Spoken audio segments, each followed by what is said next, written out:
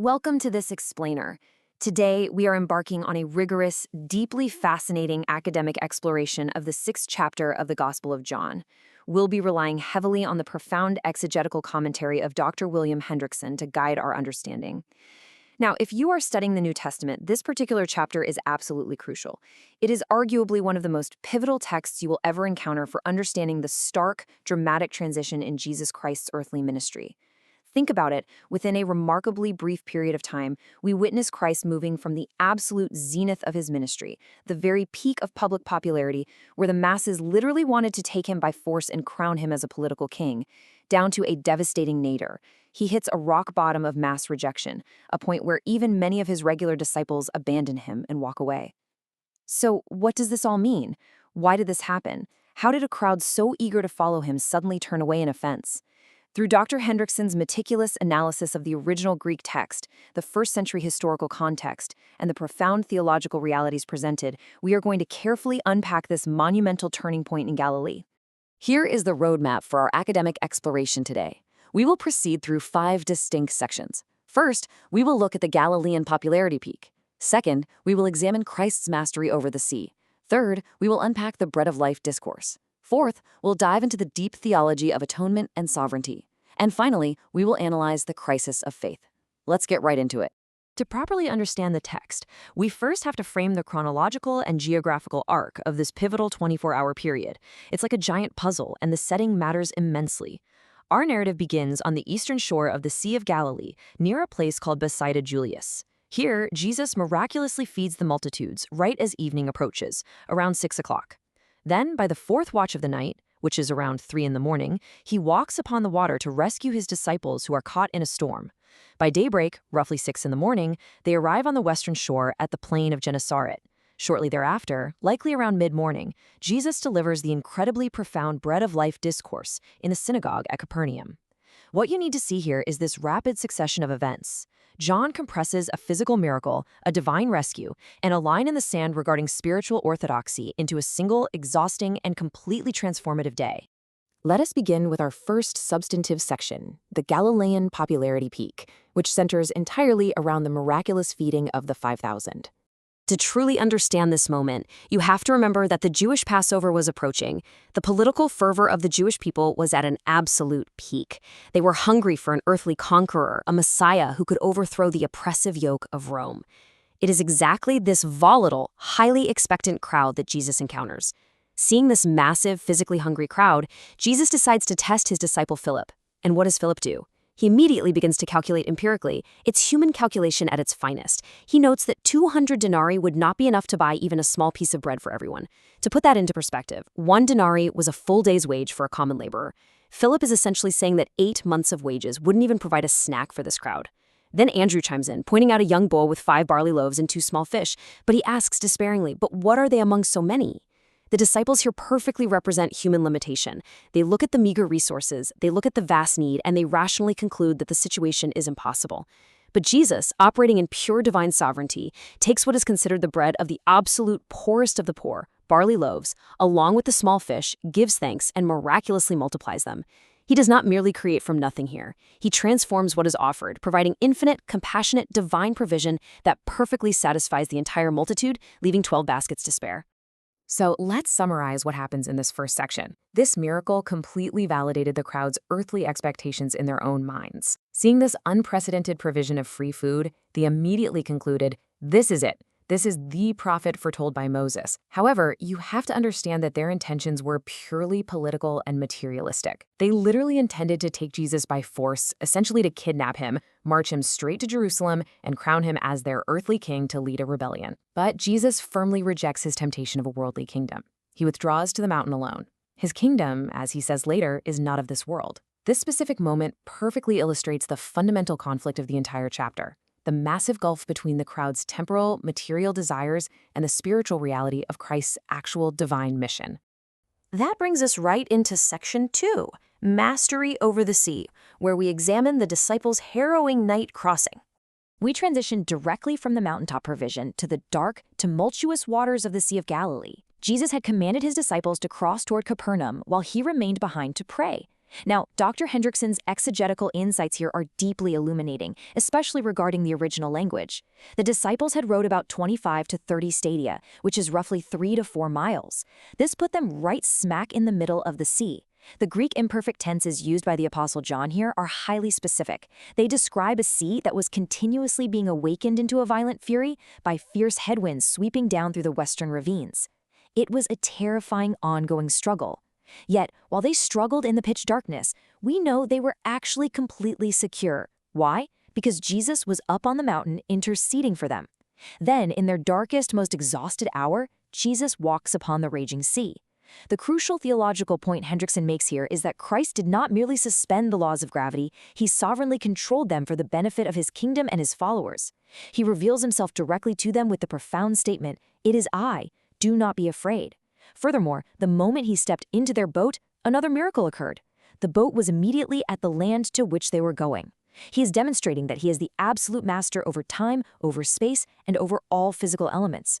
In summary of this second section, we see that Christ's mastery over the physical elements serves a highly specific, very intentional theological purpose. The walking on water wasn't just a magic trick, it was a distinct sign meant to elevate the disciples' faith. Think back to earlier in the day, they were completely trapped in worldly calculations, stressing about denarii and limited loaves of bread. Now, isolated in the violent storm, they are forced to confront the sheer, unadulterated divine majesty of the Son of God.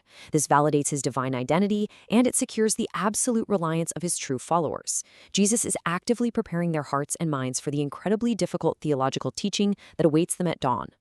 And that teaching brings us to the third section, the bread of life discourse, where we are going to unpack the central metaphor of this entire chapter.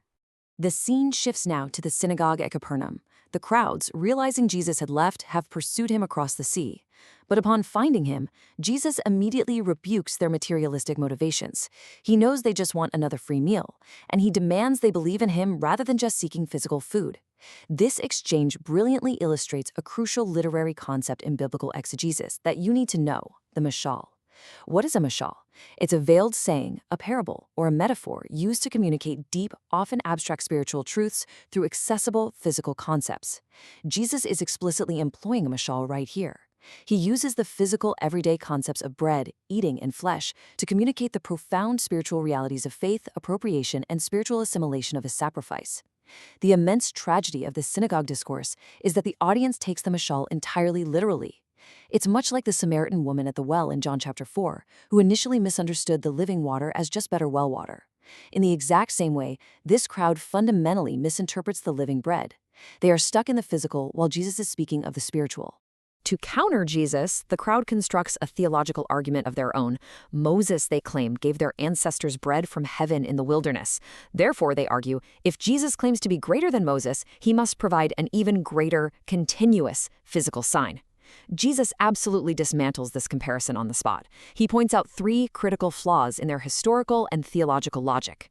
First, he clarifies that it was not Moses who gave the bread. It was God the Father. Moses was merely the instrument. Second, the manna in the wilderness was merely a physical shadow or a type. It was never the ultimate, true heavenly bread.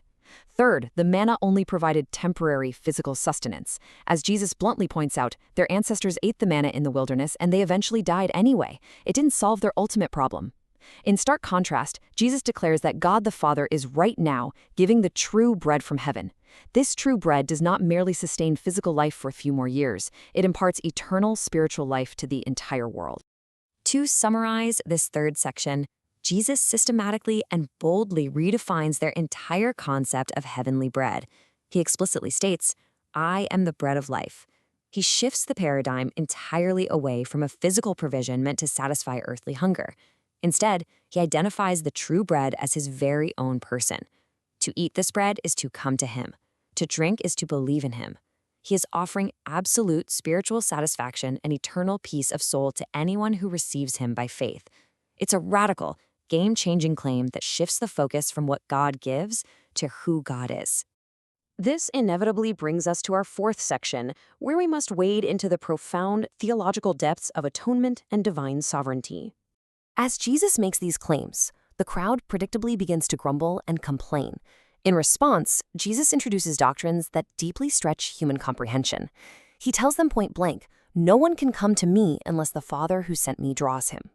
Here, Dr. Hendriksen's commentary focuses heavily on the specific Greek verb used for the word draw, which is helkuo. This is not a passive or weak word. Helkuo means to draw or to pull powerfully. To give you some context, in other parts of the New Testament, this exact word is used to describe a heavy net completely full of fish being physically dragged to shore. It's used to describe a man being forcibly dragged into a public square or a heavy sword being pulled from its sheath. It illustrates beautifully that divine election and salvation are not merely matters of polite moral persuasion, where God just invites and hopes for the best. Rather, God the Father exercises a powerful, transformative, and highly effective drawing of the sinner's will. It is a profound, undeniable biblical illustration of God's irresistible grace in actively bringing the elect to salvation. Now, you might be wondering how this fits with our choices. Notice how the text masterfully holds two massive theological concepts in perfect harmony: divine sovereignty and human responsibility. Jesus clearly places the blame for unbelief squarely on the crowd. He holds them fully and personally responsible for their willful rejection of him. The responsibility to believe, to eat the flesh and drink the blood, which again means to spiritually assimilate Christ's sacrifice by faith, lies completely with humanity. We are commanded to believe. Yet, simultaneously, Jesus teaches that all that the Father gives to him will come to him. The Father has absolute, unquestioned sovereignty in drawing the elect. Hendriksen points out that there is total harmony between the Father and the Son in the plan of redemption. God takes the initiative, he draws, he teaches, and consequently the sinner comes and believes. These two truths aren't in competition in the text. They are perfectly synthesized in the divine economy of salvation. To summarize this profound theological section, spiritual life is fundamentally impossible without appropriating and assimilating Christ's vicarious substitutionary sacrifice on the cross. When Jesus says, "The bread that I will give for the life of the world is my flesh," he is speaking directly and plainly of his forthcoming atonement at Calvary. He is the substitute. Furthermore, this salvation, once granted, is secured eternally. Jesus employs a literary figure of speech called lidotes, which is an understatement used for dramatic emphasis, when he says, "Whoever comes to me I will never cast out." He also explicitly states that he will lose nothing of all that he has given me.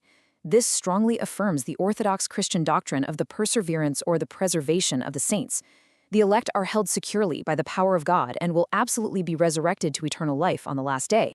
Having laid out these massive theological truths, we now arrive at our fifth and final substantive section, the crisis of faith and the four distinct reactions to this teaching.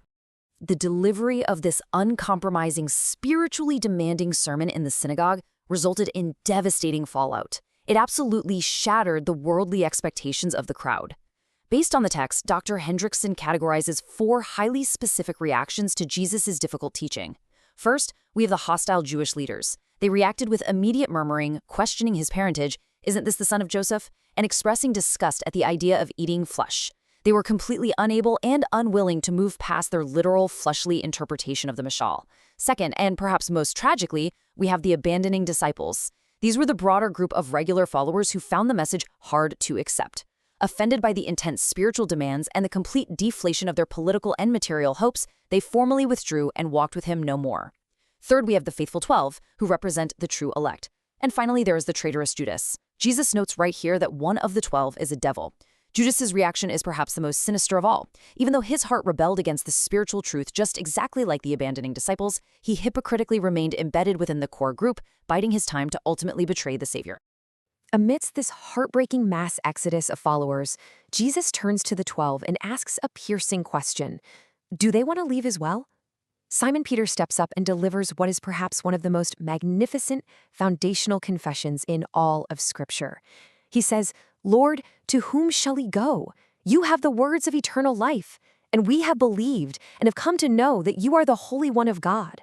This single statement beautifully articulates the exact posture of true saving faith. True faith responds to divine revelation not by demanding physical prosperity, nor by taking offense at the sovereign grace of God, but by yielding completely.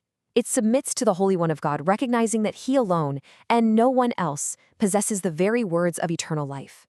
Notice Peter doesn't call him an earthly king. He recognizes his divine, holy nature. To summarize this final section, we can clearly see that the Galilean crisis perfectly accomplished its divine purpose. The uncompromising truth of Christ's true spiritual mission acts as a profound filter. It inevitably and necessarily separates the earthly thrill seekers, those who follow Jesus only for what he can provide for their temporal, political, or physical comfort, from the genuine, spiritually drawn believers. The true believers are those who recognize him as the atoning sacrifice and the sovereign Lord of eternal life. The popularity peak at the feeding of the 5,000 was an illusion of human making. The cross and the spiritual salvation it brings was the actual, divine destination all along. Let's just briefly look back at the incredible narrative arc we have traversed today. We moved from the dizzying height of earthly popularity through Christ's awe-inspiring mastery over the physical elements, right into the profound theological depths of the bread of life discourse. We explored the vital doctrines of atonement and sovereignty, and we culminated in a definitive, clarifying crisis of faith. As we conclude our explainer today, I want to leave you with a provocative reflection question. This is especially relevant for us in a university setting, where different philosophies and worldviews are constantly colliding. Think about this.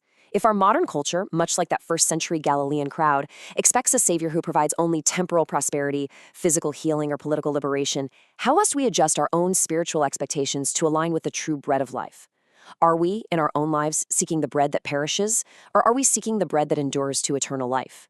I highly encourage you to continue your academic and personal study of the Gospel of John, diving ever deeper into the matchless grace and the sovereign majesty of Jesus Christ. Thank you so much for joining me today, and keep learning.